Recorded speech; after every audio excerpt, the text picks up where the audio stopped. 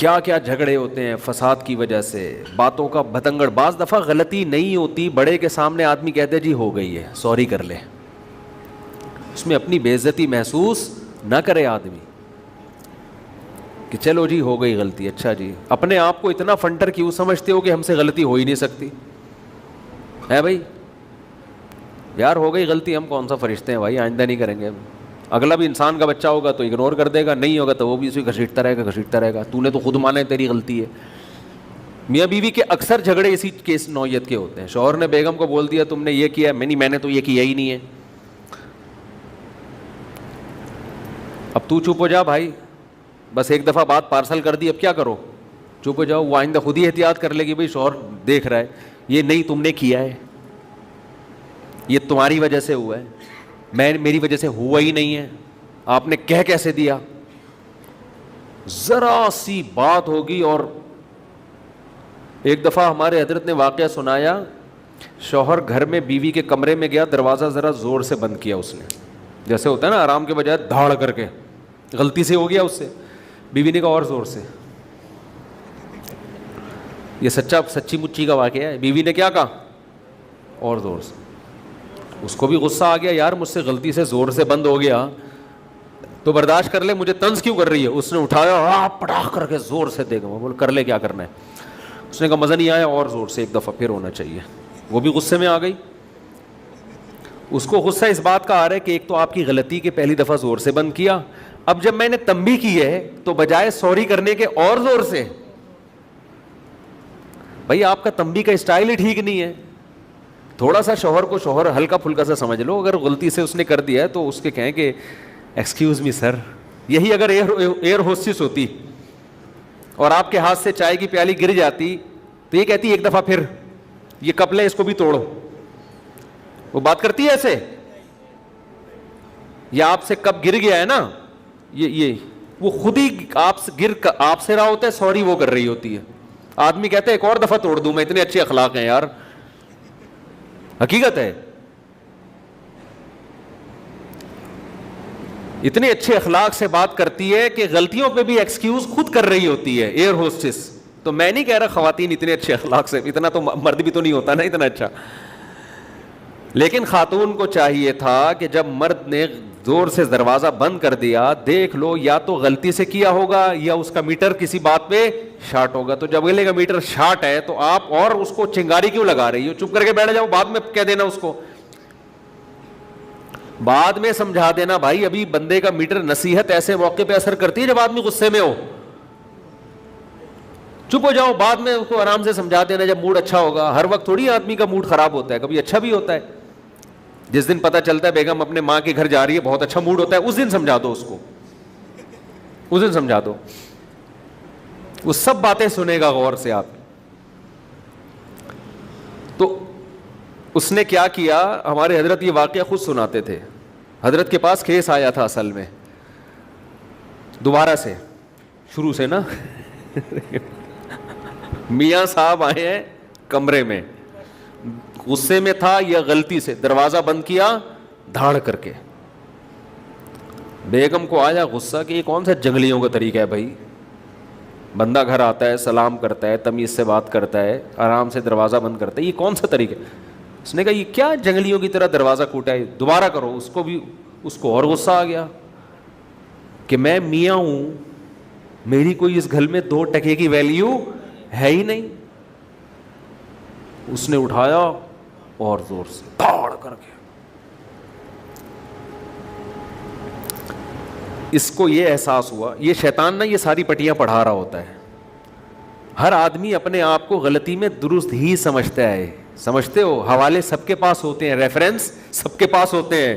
اصل ہم کہتے ہیں فقہا کو فالو کرو, حدیثیں ان کے پاس بھی تھیں اور آج کے اسکالرز کے پاس بھی حدیثیں ہیں. حدیثوں کا مطلب وہ زیادہ سمجھتے تھے, یہ لوگ زیادہ نہیں سمجھتے. ریفرنسز پہ لوگ مر رہے ہیں. تو یہی ہے. اب دیکھو ریفرنس تو عورت کے پاس بھی تھا نا, کہ ایک تو آپ کی غلطی, اوپر سے جب میں نے تنبیہ کی ہے تو بجائے سوری کرنے کے اور اٹھاڑ کے دوڑ کے مار دیا.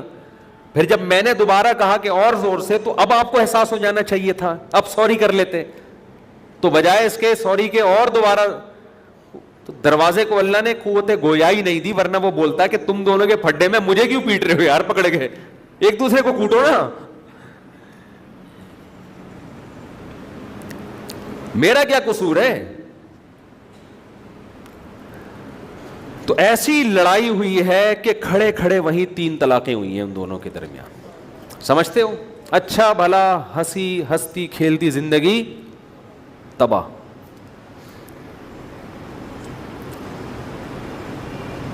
کتنا اثر پڑتا ہے دونوں خاندانوں پہ، کتنا برا اثر پڑتا ہے.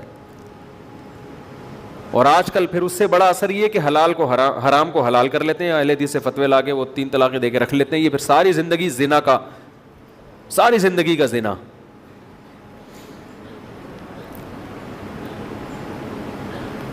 اور میں آپ کو بتاؤں طلاق کے فتوے میں حدیثیں ان کو بھی مل جاتی ہیں، ریفرنسز سب کے پاس ہوتے ہیں، مگر وہ ریفرنسز نہ صحابہ کی سمجھ میں آئے، نہ ابو حنیفہ کی، نہ امام مالک کی، نہ امام شافعی کی، نہ احمد بن حنبل کی، نہ امام بخاری کی. امام بخاری بھی اکٹھی 3 کو 3 ہی مانتے ہیں. آج کے اسکالرس کو آپ سنیں تو ایسا لگتا ہے قرآن حدیث انہی نے سمجھا ہے، باقی تو سارے گھاس کھا رہے تھے. اور ہم جب بات کرتے ہیں تو کہتے ہیں یہ اپنے فرقے کو پروموٹ کر رہے ہیں، مسلک کو. جو صحابہ کی بات کر رہا ہے، چاروں ائمہ کی بات کر رہا ہے، محدثین کی بات کر رہا ہے، اس کو فرقہ پرست کہ یہ بہشتی زیور کا دفاع کر رہا ہے. اور جو بات کر رہا ہے اپنے فرقے کی، لیبل قرآن حدیث لگا دیا، اس کو لوگ فرقہ پرست نہیں کہتے. ہو گیا بھائی، یہ جمعے کے بعد انشاءاللہ. بھائی یہ میری کتاب ہے، میں کیا بیان لے کے چلا تھا، کدھر کو نکل لیا.